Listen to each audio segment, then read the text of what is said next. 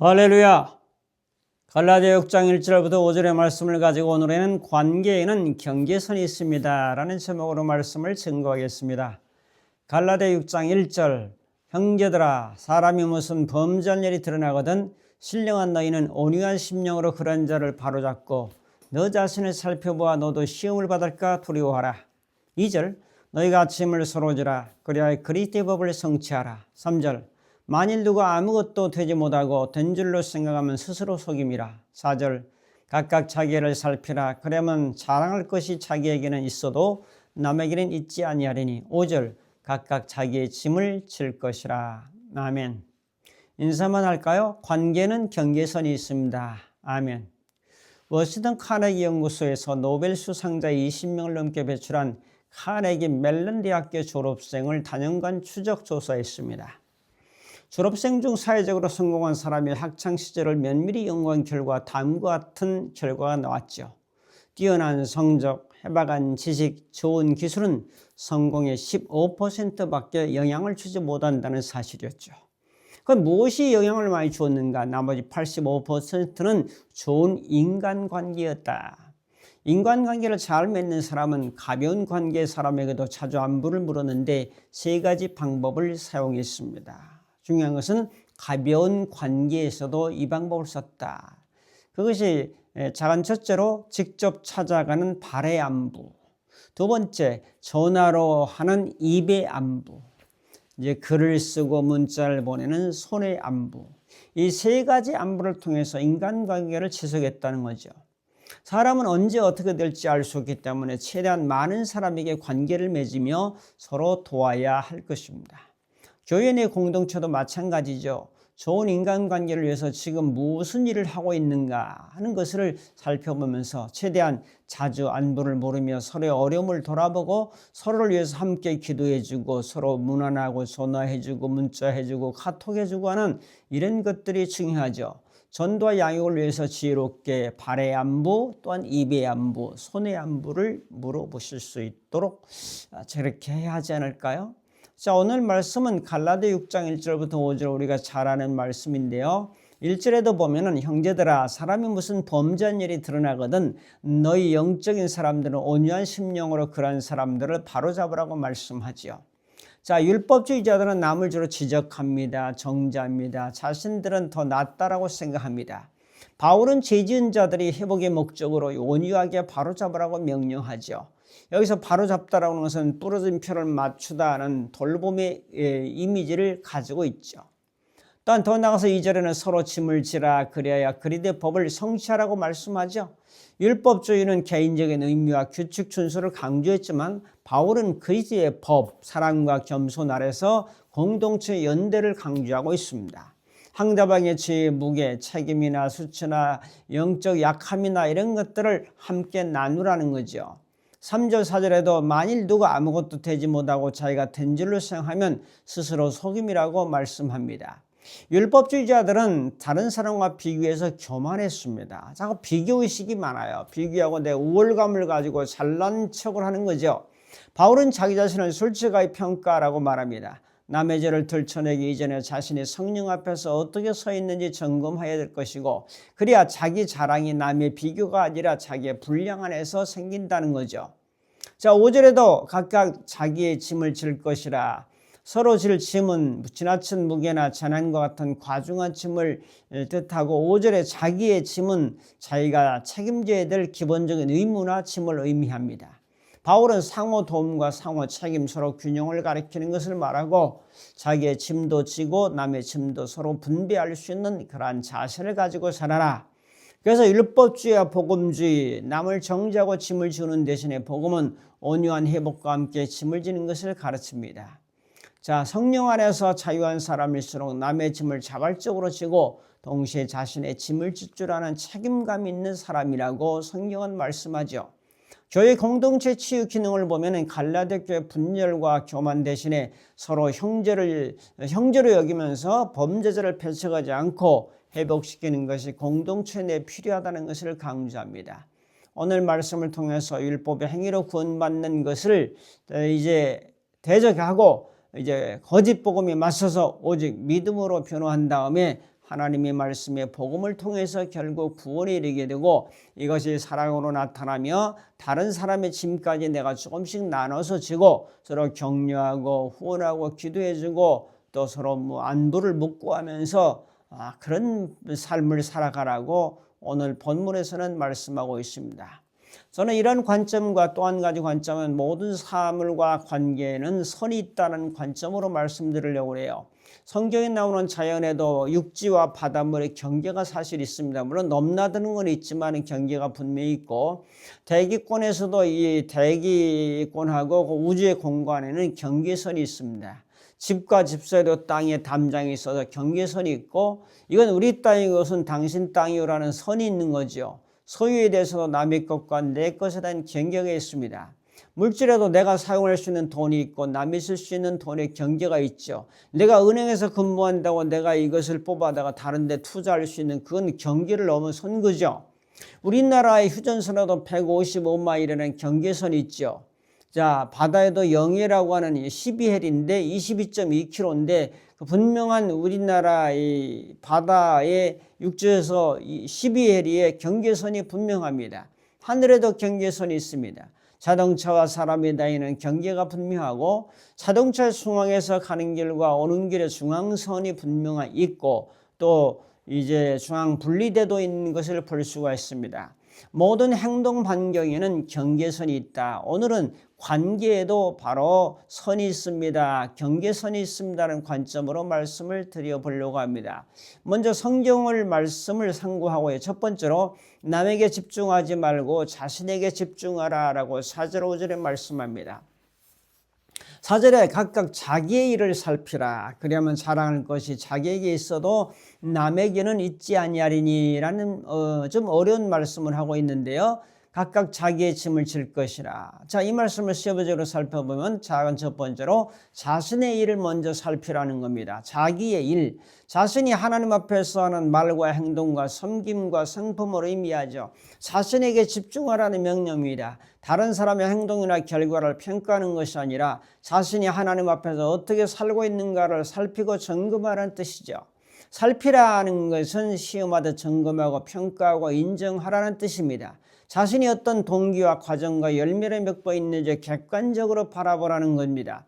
그래야만 자랑할 것이 자기에게 있어도 남에게 있지 아니하리라.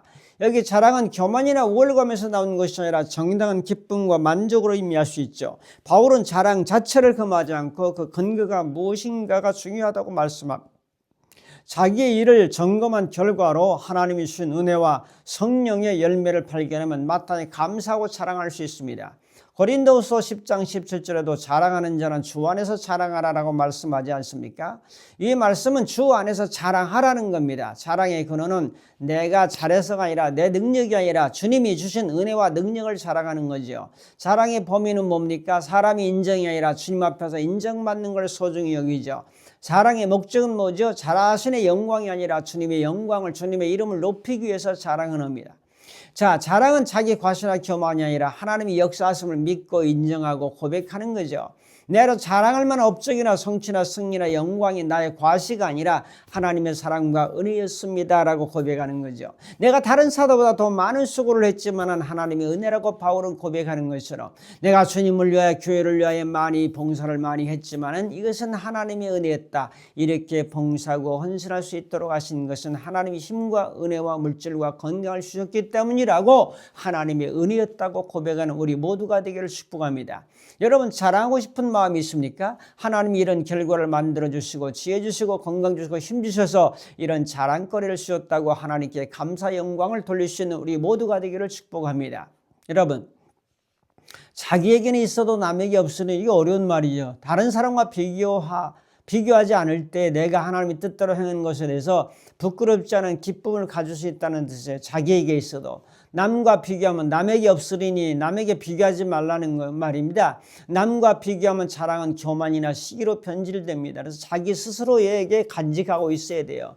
나는 납니다. 나의 승리와 좋은 결과를 비교해서 우쭐한 교만한 마음이 들어오는 것을 바울은 경고하고 있습니다. 그래서 남에게는 없으리니 이 자랑이 남에게 비교해서 내가 그 사람보다 낫다라고 하는 자랑을 할 것이 없다는 거죠. 뭘 경고합니까? 비교의 함정을 경고합니다.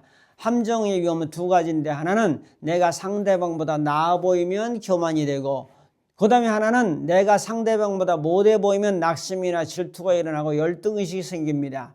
진정한 자랑은 다른 사람보다 내가 낫다는 데 이렇게 있지 않고 내 자신 안에서 이루어지는 거죠. 상대방보다 잘했으면 감사와 찬송, 영광을 주님께 돌리고, 상대방보다 못했으면 상대방의 장점을 위해서 더 잘하라고 하는 결과의 교훈인 줄 알고 받아들이면서 승리에도 감사하여 패배에도 배울 것이 있으니 감사하지 않겠습니까, 여러분? 그러니 범사에 감사하라, 이렇게 될 수 있죠. 자, 말씀을 적용한다면 비교 중심의 삶을 점검 중심의 삶으로, 다른 사람과 비교하는 것을 자신의 일만 살피고 교만 또는 열등감을 가지는 것을 건강한 자기 정체성을 가지고 나는 새로운 피조물이다 하는 그런 믿음으로 살아야 되지 않겠습니까? 남의 인정에 의존하려는 마음을 하나님 앞에서 인정받으면 된다는 마음, 불완전한 자존감을 은혜에 기반한 겸손으로 나가는 것이 어떨는지요. 이 말씀은 그리스도인이 경쟁이나 비교에서 벗어나서 하나님 앞에서 자신의 사명과 책임을 온전히 감당하여 살아야 된다는 것을 가르쳐주고 있습니다. 다른 사람의 행위를 살피는 데 수려하지 말고 자신의 심령과 말과 행실을 진실하게 돌아볼 때 진정한 영적 성장이 일어나게 됩니다. 남을 보지 말고 나를 돌아보라는 거죠. 자신의 일에 주목하라는 겁니다. 자신의 일에 이제 주목해서 나아가라는 그런 말씀인 것을 우리가 바라보게 됩니다. 자, 큰 두 번째로 조금 이제 오늘 말씀과 연결해서 범위를 넓혀봅니다. 경계선에 대해 살펴보겠어요. 관계의 경계선. 경계선이란 무엇인가?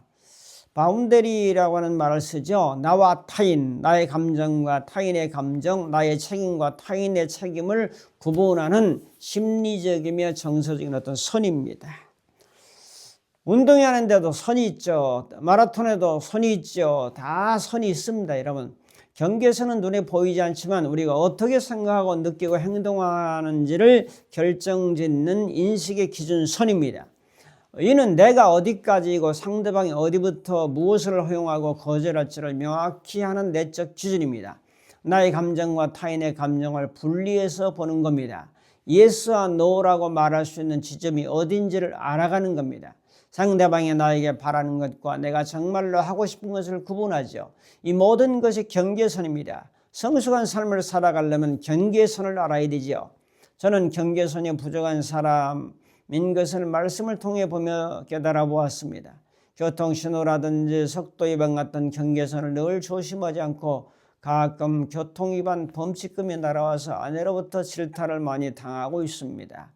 지난번에 30km 스쿨존 여기 금상초등학교 앞에서 14만 원짜리 고지서가 날아왔는데 마음이 참 쓰렸습니다. 국가의 세금으로 국가 발전을 위해서 세금 내면서 기여한다고 자기 위로를 받기도 하지만 나 자신의 삶에서는 조심하고 경계선이 확실하게 지켜지는 것이 좋겠다고 다짐도 해보았습니다. 저를 위해서 기도했으면 대단히 고맙겠습니다. 자, 경계선은 몇 가지가 있습니다. 그 경계선은 책임의 경계가 있어요. 내 짐과 내 짐을 구분해야 되죠. 과도한 책임감을 가진 사람은 다른 사람의 감정이나 짐까지 내가 해결해 준다는 느낌을 받아요. 내 짐과 너의 짐의 경계선이 있습니다. 내가 해야 될 일이 있고 상대방이 해야 될 일이 있죠. 책임의 경계가 부족하면 늘 타인의 짐을 지려고 하는 희생정신 때문에 내가 힘든 경우가 많습니다. 사랑의 행위라고는 말할 수 있지만 짐에 대한 경계가 분명하게 있어야 되죠. 책임의 한계가 없으면 어떤 일이 발생합니까? 거절을 못합니다. 상대방의 감정에 휩싸여 아니오라고 말을 못하죠. 이것이 착한 사람 증후군인데 바로 제가 그런 증후군 때문에 어려움을 많이 당하죠. 특별히 어려운 것은 상대방의 요구에 거절하지 못해서 돈을 빌려달라는 상대방의 요구에 거절하지 못하고 들어주다 심적으로 물질적으로 큰 부담을 가질 때가 사실은 여러 번 있었습니다. 그 다음에 공동의존이죠. 상대 인정 없이는 내가 존재감이 별로 없이 느끼는 그런 경우. 공동의존이라고 하는 것은 자아 가치감이 외부의 인정과 반응에 완전히 의존하는 상태. 다른 사람이 인정해주면 내가 존재하는 가치를 느끼고 다른 사람이 무시하고 인정하지 않으면 아주 시리에 빠지고 이제 풀이 죽어가는 이런 것은 대단히 위험하죠. 상대가 인정하면 기쁘고 상대가 무시하거나 비난하면 무너지게 되는 겁니다. 행동 패턴은 상대를 기쁘게 하는 데 대해 인성의 에너지를 집중하게 됩니다. 에너지가 고갈되면 절망하게 되죠. 자기 감정과 상대 감정이 분리되지 않은 상태입니다. 감정의 경계선이 없는 거죠. 내가 나를 봐줘야 내가 살아있음을 느껴. 이거 건강한 자아가 아니죠. 자, 건강한 자는 내가 나를 안 봐줘도 나는 살아있음을 느껴. 이렇게 돼야 하는 거죠. 자, 초점이 사람에게 있는 것이 아니라 우리는 주님에게 둬야 되는 겁니다. 여러분, 그러다 보면은 자신을 희생한 대가가 기대되지만 충족되지 않으면 분노하게 되고 때로는 또한 소진하게 됩니다. 조정과 피해자의식이라고 있는데 경계가 이제 없으면 타인의 요구에 휩쓸려 피해자 역할에 갇히게 됩니다. 그러므로 내 짐이 무엇이고 내 짐이 무엇인지에 대한 경계선이 책임에 대한 경계선이 분명히 있어야 될 줄로 믿습니다. 작은 두 번째로 언어의 경계가 있습니다. 분명하게 예와 아니오가 있어야 되죠. 경계라고 하는 것은 내가 무엇을 할 것인가에 초점을 맞추는 겁니다. 중요한 부분은 불평하게 되죠. 당신이 이래서 마음이 불편하다는 거예요. 요구하게 돼요. 당신이 이렇게 안 하면 나는 떠날 거야. 상대방을 자꾸 통제하려고 그러죠. 또 요청을 하죠. 이렇게 해주면 내게 도움이 될 것 같아. 상대 선택에 존중을 해야 되죠. 그 다음에 경계가 있죠. 당신이 소리 지르면 나는 나갈 거야. 그리고 20주에 돌아서서 다시 대화하겠다. 뭐 이런 얘기들을 하게 되죠. 우리는 언어의 경계가 있어야 됩니다. 상대방을 바꾸려고 하는 것이 아니라 내가 어떻게 반응할지를 미리 정하는 것입니다. 이것이 바로 예와 아니오가 분명한 사람과 그렇지 않은 사람의 결정적 차이입니다. 언어의 경계 설정은 무엇을 말할지가 아니라 왜 내가 이러한 말을 해야 되는지, 왜 필요한가를 내면에서 정확히 하는 겁니다. 이 경계를 세우면 내 인생에 무엇이 좋아집니까? 이 경계를 세우지 않으면 나에게 어떤 대가가 따릅니까? 여러분은 상대방에게 이 이유를 설명할 의무가 없습니다. 설명은 논쟁의 빌미를 줄 뿐입니다. 경계는 설명이 아니라 선언입니다. 작은 아니오를 연습해야 돼요.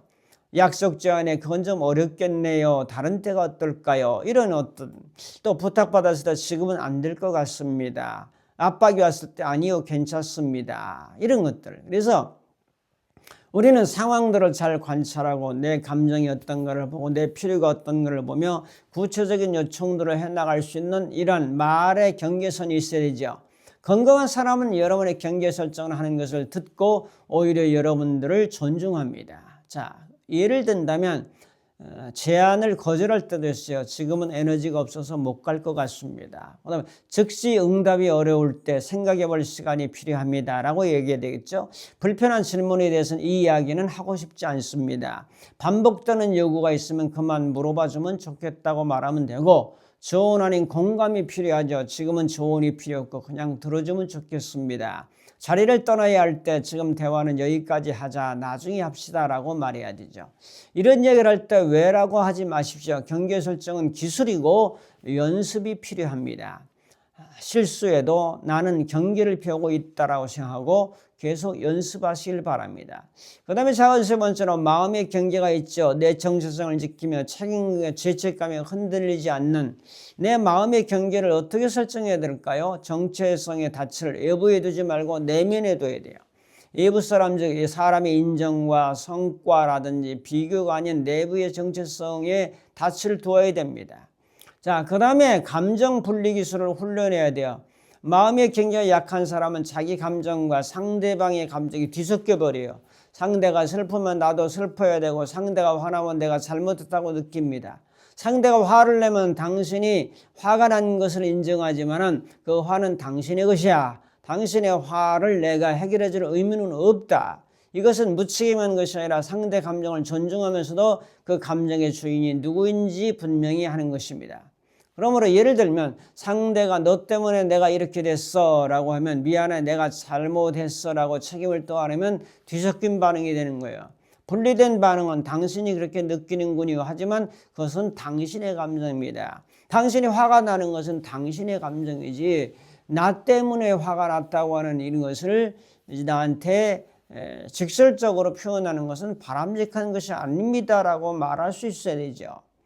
그 다음에 이제 뭘 해야 되냐? 작은 세 번째로 나는 좋은 사람이다를 선포해야 됩니다.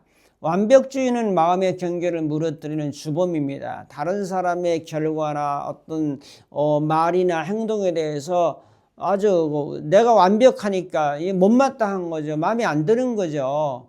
완벽한 기독교인, 완벽한 배우자, 완벽한 부모라는 허상은 여러분들을 죄책감의 노예로 만들어버립니다. 당신은 완벽할 필요가 없어요. 충분히 좋은 상태면 충분합니다. 실수해도 괜찮고 모든 사람을 기쁘게 하지 못해도 괜찮습니다. 가끔 이기적인 행동을 해도 괜찮다고 자신을 위로하면서 살아가는 것입니다. 우리는 인간입니다. 그래서 여러분들은 나는 좋은 사람이야. 얼마나 좋습니까? 자, 그 다음에 자가 두 번째로 나는 새로운 피조물이라는 사실에 믿음의 뿌리를 내려야 됩니다. 남과 비교하지 말고 하나님 앞에서 나는 어떤 사람인가는 마음으로 살아가는 거죠. 비교는 마음의 경계를 하는 작은 여우가 될 겁니다. 내 가치는 사람의 인정이 아니라 하나님이 나를 사랑하시고 하나님이 나를 좋아하시고 하나님이 나를 인정한다는 사실에 있습니다. 하박국 3장 17절을 너무나 잘 알지 않습니까? 그가 나를 너무나 기쁘게 여겨서 더덩이를 춤을 출 정도로 나를 기다리고 또 사랑으로 보하신다는 사실이죠. 다음에 건강한 경계선의 특징이 있습니다. 명확성이 있죠. 자기의 가치와 감정과 책임을 분명히 하고 유연성, 상황과 관계에 따라 적절히 조절할 수 있는 것, 상호성, 상대 경계를 서로 존중하고 책임 분리, 내 감정의 행동은 내 책임은 또 상대 책임, 반응은 상대 책임. 그래서 이 말씀을 적용하면 결단 및 적용하면 관계에는 경계선이 있습니다. 감정의 경계선, 말의 경계선, 행동의 경계선, 또한 마음의 경계선을 잘 설정하고 선을 지키면서 살아가는 것이 성숙의 지름길이다 하는 것을 기억해 보면서 이런 은혜가 모두에게 함께하기를 주님의 이름으로 축복합니다. 할렐루야! 기도하겠습니다. 고마우신 아버지 하나님, 우리는 마음의 경계선을, 감정의 경계선을, 말의 경계선을, 행동의 경계선을, 책임의 경계선을 분명히 설정하고 살아가는 복음적인 사람의 주인공이 다 될 수 있도록 우리 주님께서 함께 하옵소서. 예수님의 이름으로 기도하옵나이다. 아멘. 축도합니다. 이제는 예수님의 은혜와 하나님의 사랑과 성령님의 교통하심이 경계를 분명히 설정하고 서로의 짐을 지면서 격려와 후원과 또한 기도와 위로로 살아가기로 결단하는 모든 심령들 머리머리 위에 저들의 가정과 섬기는 교회와 이민족과 전 세계 위에 이제부터 영원토록 함께 있을지어다. 아멘.